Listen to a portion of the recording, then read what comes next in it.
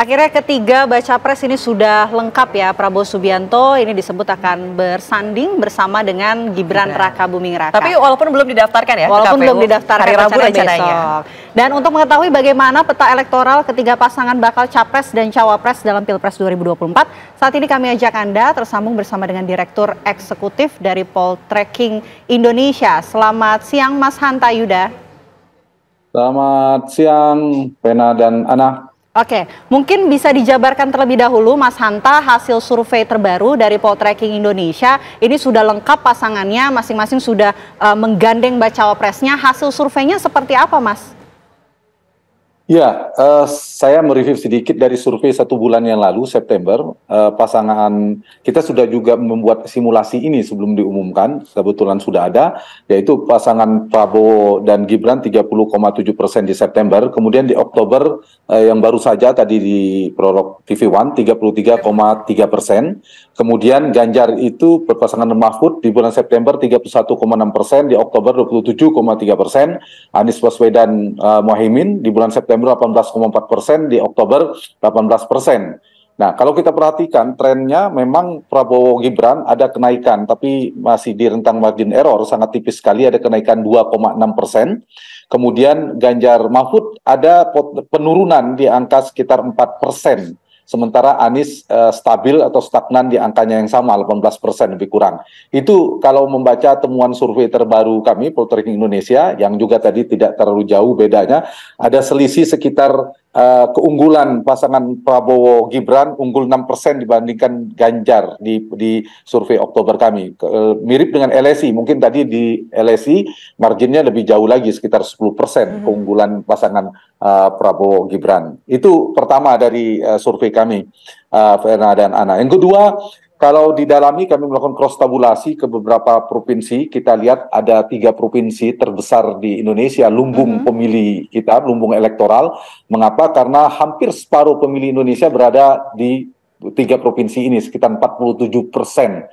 33 juta di Jawa Barat, 31 juta di Jawa Timur, sekitar 29 sampai 30 juta di Jawa Tengah. Kalau digabungkan lebih kurang 47%. Nah, petanya memang Jawa Barat sampai hari ini masih unggul Pak Prabowo, tapi juga tidak terlalu jauh ya, 38,7%, disusul oleh Ganjar, Anies dulu, baru Ganjar, Anies itu di 24%, kemudian Ganjar 21%.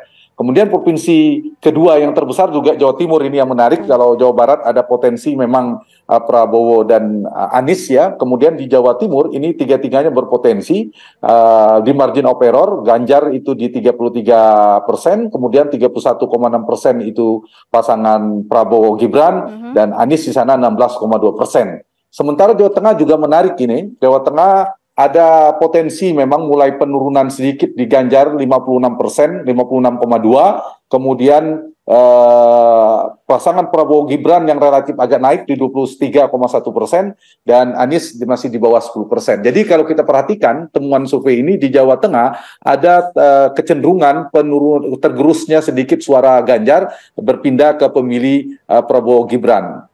Itu satu. Kemudian di Jawa Barat memang relatif stagnan ya perolehannya, meskipun ada sedikit penurunan di perolehan Prabowo Gibran. Begitu. Oke, Mas Hanta Yuda, ini kalau kita lihat dari Poltreking Indonesia, Prabowo Subianto, Gibran Rakabuming Raka ini memperoleh angka elektabilitas 33,3%. Artinya cukup tinggi. Pemilihan Gibran artinya jitu dong? Memang Gibran ini kan punya potensi dua-duanya. Saya sering mengistilahkan pisau bermata dua. Dia berpotensi melentingkan, melambungkan elektabilitas Prabowo, karena memang Gibran ini ada Jokowi Junior ya, basis-basis Jokowi, meskipun bukan Jokowi, tapi bisa membawa basis-basis Jokowi, terutama yang saya katakan tadi, di basis-basis pemilih Pak Jokowi itu di Jawa Tengah, di NTT misalnya, kemudian Bali, terutama di Jawa Tengah lah yang paling besar, dan sebagian Jawa Timur. Nah, ini ada potensi, dan memang terkonfirmasi di Jawa Tengah relatif ada sedikit pergeseran. Meskipun ada potensi sebaliknya, bisa menggerus kalau tidak tepat mengambil strategi untuk menjaga atau treatment untuk menjaga pemilih Pak Prabowo, terutama di Jawa Barat ya, yang masih setia di 2000 pemilih Prabowo di 2019 yang lalu, itu tidak yang masih setia dengan Pak Prabowo. Ada potensi yang mereka tidak begitu suka dengan Pak Jokowi, tingkat kepuasannya tidak positif kepada Pak Jokowi. Misalnya semakin Pak Prabowo makin lengket dengan Pak Jokowi, wakilnya Gibran, ada potensi mereka kecewa dan itu akan bergeser, berpindah, bermigrasinya ke siapa? Ke Anies Baswedan, terutama di basis-basis Prabowo 2019 seperti Jawa Barat. Nah, yang kedua ini memang potensinya belum ada. Kalau kita lihat kan Anies tidak naik tuh. Kemudian Prabowo justru ada kenaikan meskipun sangat tipis ya, 2% lebih sedikit. Nah, itu bisa dibaca di Jawa Tengah. Nah, inilah saya kira kenapa ada kenaikan sedikit. Di Jawa Tengah ini kan ada dua kekuatan besar di Jawa Tengah yang bertarung. Dulu kekuatan besar ini di Jawa Tengah terkonsolidasi, yaitu kekuatan magnet figur atau personalitas Jokowi dan mesin politik elektoralnya PD Perjuangan, yaitu kandang banteng. 2019 perolehan Pak Jokowi itu 77 sekian persen, hampir 78. Mereka bersatu. Nah, sekarang menjelang 2024 dengan Gibran menjadi wakil Prabowo, mereka berpisah dan berlawan-lawanan. Tinggal bertarung mana yang lebih kuat, apakah kandang bantengnya yaitu PD Perjuangan atau ini rumah politiknya Jokowi. Ya, berbagi suara, menurut saya Mas Ganjar tidak bisa mendapat perolehan suara maksimal seperti Jokowi 77%. Angka sekarang pun Mas Ganjar itu di berapa? Di 56%. Artinya mungkin Mas Ganjar masih berpotensi menang di Jawa Tengah, tapi sulit untuk tebal seperti Jokowi di 2019 yang lalu. Inilah untuk menyebabkan faktor Gibran memberikan dampak mendongkrak paling tidak yang terbaca per hari ini lebih memberikan dampak positif kepada Prabowo dan belum ada negatifnya relatif itu. Kita tidak tahu perkembangan ke depan, eskalasi isu dan sebagainya. Oke, artinya tidak ada Jokowi effect atau terhadap Ganjar ini artinya menuju ke Gibran semua Jokowi effect di Jawa Tengah sendiri? Tentu terbelah. Jadi survei ini juga ada di laporan survei kami ini, yaitu tingginya approval rating, tingkat kepuasan kepada Pak Jokowi sekarang ini 77%. Kemana mereka berlabuh, arah pemilih yang puas mengapresiasi kinerja Jokowi itu terbelah sekarang. Hampir sama rata dengan ke Prabowo dan Ganjar. Unggul 2% di Pak Prabowo kalau kita lihat, tapi di margin error terbelah. Ini yang menarik, tadinya ini kan lebih banyak mayoritas ke Ganjar, terasosiasi ke Ganjar. Nah, sekarang sudah terbelah dua. Trennya kalau demikian ke depan bisa jadi makin banyak bergeser ke Prabowo. Sementara yang mengapresiasi tidak puas juga terbelah ke Prabowo dan Anies Baswedan. Jadi Prabowo ini diuntungkan posisi di spektrum politik di tengah. Ini ya, Vena dan Ana, karena Pak Prabowo dapat juga di anti Jokowi dia dapat bersama Anies, di pro Jokowi dapat juga bersama Ganjar. Nah, inilah yang menjelaskan kenapa masih mendapatkan dari basis-basis Pak Jokowi seperti yang saya katakan tadi, yang tingkat kepuasannya. Pemilih Pak Jokowi dan pemilih Pak Prabowo. Jokowi kan sekitar 55% 2019, 45% ke Prabowo 2019. Nah, pemilih Jokowi yang 2019 itu memang banyak ke Ganjar sekarang ini, 60%, separuhnya ke Prabowo, baru ke Anies. Nah, kalau misalnya mesin politik, jangkar politik, pengaruh Jokowi bergerak, ini ada potensi juga bergeser ini. Dari Ganjar yang sangat kuat itu, yang sangat eksklusif, menikmati kemewahan pemilih Jokowi itu ke Ganjar, sekarang udah bergeser sedikit berbagi ke Prabowo. Sementara pemilih Prabowo yang 44% 2019 yang lalu, itu relatif masih 65-70% masih setia bersama Pak Prabowo, meskipun sebagian sudah ada bergeser ke Anies terutama. Jadi itu ya, spektrum politiknya ada, kalau kita belah ada Jokowi, non-Jokowi, kemudian ada Prabowo mendapatkan dua-duanya. Dia berada di tengah, berbagi dengan Anies yang negatif mengapresiasi kinerja Jokowi, yang positif dia berbagi sama Ganjar Pranowo. Jadi dengan masuknya Gibran ini yang paling dirugikan adalah Ganjar Pranowo. Ada potensi tergerus yang paling diuntungkan Prabowo, dan ada potensi Anies juga kalau misalnya pemilih Prabowo bergeser karena kecewa tadi itu.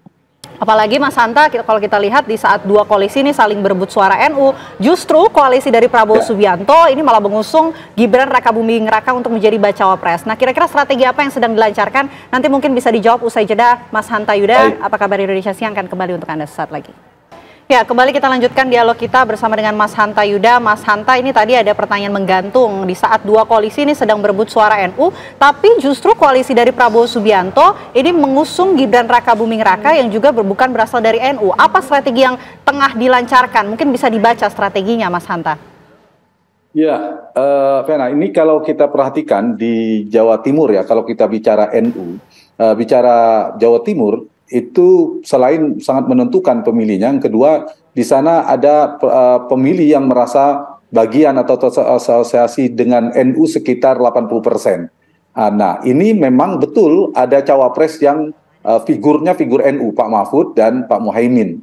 Tapi jangan lupa di sana juga ada Pak Jokowi. Pak Jokowi ini tidak jauh hubungannya dengan NU. Misalnya struktur PBNU juga mengatakan PBNU preferensi politiknya tidak jauh-jauh dengan Jokowi. Dan Pak Jokowi itu di Jawa Timur menang dari 53% 2014, kemudian di 2019 unggul menjadi 67%. Jadi Jokowi juga kuat di Jawa Timur, juga dekat dengan NU. Jadi kekuatan ini saya kira berimbang. Jangkar-jangkar politik Pak Jokowi di Jawa Timur saya kira menjadi strategi bagi pasangan Prabowo Gibran, meskipun tidak ada kader NU tulen istilahnya begitu. Saya memprediksi malah pasangan ini berpotensi menang, meskipun tidak bisa menang tebal di Jawa Timur, bersaing dengan dua pasangan yang lainnya. Dari sisi itu, dari sisi mesin jejaringnya. Yang kedua dari mesin politik, kalau kita perhatikan juga memang di sana basisnya PKB dan PD Perjuangan. Tapi jangan lupa sekarang Gerindra juga menguat di sana. Ada Demokrat, ada Golkar yang sekarang mendukung Prabowo. Sehingga mesin politik juga tidak bisa dikatakan Prabowo Gibran tidak punya mesin partai. Sama, berimbang dari mesin politik, dari mesin-mesin NU-nya juga saya kira relatif saling menguatkan. Dari tingkat kepuasan Pak Jokowi juga 80%, jangan lupa di Jawa Timur. Seperti saya katakan, betul Gibran bukan Jokowi, tapi sebagai Jokowi Junior, anaknya Pak Jokowi, saya kira punya potensi untuk mendapatkan perolehan suara yang relatif kuat, saya kira. Jadi basis mesin partainya terpolarisasi, relatif merata kompetitif. Dari sisi pengaruh NU dan Jokowinya tadi bisa saling bertarung. Dan yang ketiga, kalau kita buka dari peta kekuatan Jawa Timur, kita bicara 30-an juta pemilih di sana, subkulturnya. Dan Pak Prabowo kan sudah bertarung di 2019 yang lalu, menang di Tapal Kuda. Data kami terakhir masih unggul di wilayah Tapal Kuda. Madura terbelah bersama Anies Baswedan. Mataraman yang wilayah berbatasan Jawa Tengah itu memang masih menang Ganjar, itu basis PD Perjuangan. Sementara daerah Arek, Malang, Surabaya dan sekitarnya Sidoarjo, ditambah daerah Pantura, itu pertarungan dua kandidat, yaitu Prabowo dan Ganjar. Nah, jadi saya kira mereka punya peta basis-basis kantong-kantong suara yang relatif kuat, dan per hari ini Ganjar dan Prabowo di data tadi kompetitif di dalam margin of error, tetapi juga Anies Muhaimin relatif mulai menanjak di Jawa Timur. Jadi strategi itu kalau saya baca ya, strategi mereka mengkapitalisasikan Jokowi, jangkar Jokowi, dan kedekatan dengan mesin NU. Dan jangan lupa di sana ada Pak Dekarwo, selain NU ada mungkin Gus Ipul, mungkin Bu Kofifa yang juga dekat dengan Pak Jokowi. Artinya ini masih tangan Jokowi yang kemudian diharapkan menggait suara di Jawa Timur. Nah, tentunya tidak lepas dari Jokowi kemudian Gibran Rakabuming Raka. Ini ada sentimen negatif yang terbentuk dari publik. Ini apakah kemudian mempengaruhi para responden dari poltreking? Ya, tentu ini yang saya bilang tadi, pisau bermata dua itu bisa sebaliknya. Kalau misalnya ada tiga sebenarnya harus diantisipasi efek negatif atau efek samping dari secara elektoral Mas Gibran ini bisa menggerus Pak Prabowo. Tapi belum terlihat ya ke sana, tapi potensi saja. Satu, tadi dari basis-basis Pak Prabowo yang masih setia di 2019 itu bisa jadi kecewa. Nah, kalau misalnya mereka tidak ada strategi treatment yang tepat untuk mengganjal supaya tidak bergeser tumpah ke Anies Baswedan, itu bisa bergeser, bisa mengurangi. Tapi kalau misalnya mereka punya strategi tepat di Jawa Barat, di Sumatera Barat, di Banten itu tetap stabil, ya saya kira tidak berkurang juga itu. Yang kedua, potensi kedua yang bisa menggerus tadi dari sisi basis Pak Prabowo yang kecewa ya, yang setia 2019. Yang kedua, dari sisi koalisi. Jadi hubungan kontraksi politik, ketegangan politik dengan PDI Perjuangan kan bisa makin tegang ini. Ditambah misalnya ada konsolidasi kekuatan-kekuatan di luar koalisi ini, misalnya dengan isu-isu politiknya eskalasinya naik, misalnya tidak bisa merespon hubungan PDI Perjuangan yang merusak persepsi publik, itu juga bisa mengancam.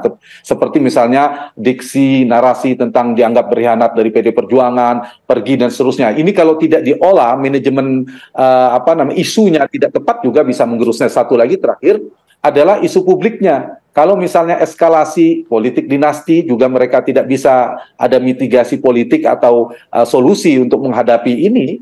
Meskipun saya yakin mereka sudah berhitung, sudah menyiapkan ini Pak Prabowo dan Pak Jokowi, Mas Gibran dan koalisinya. Ini kalau eskalasinya naik bisa merusak citra Pak Jokowi. Kalau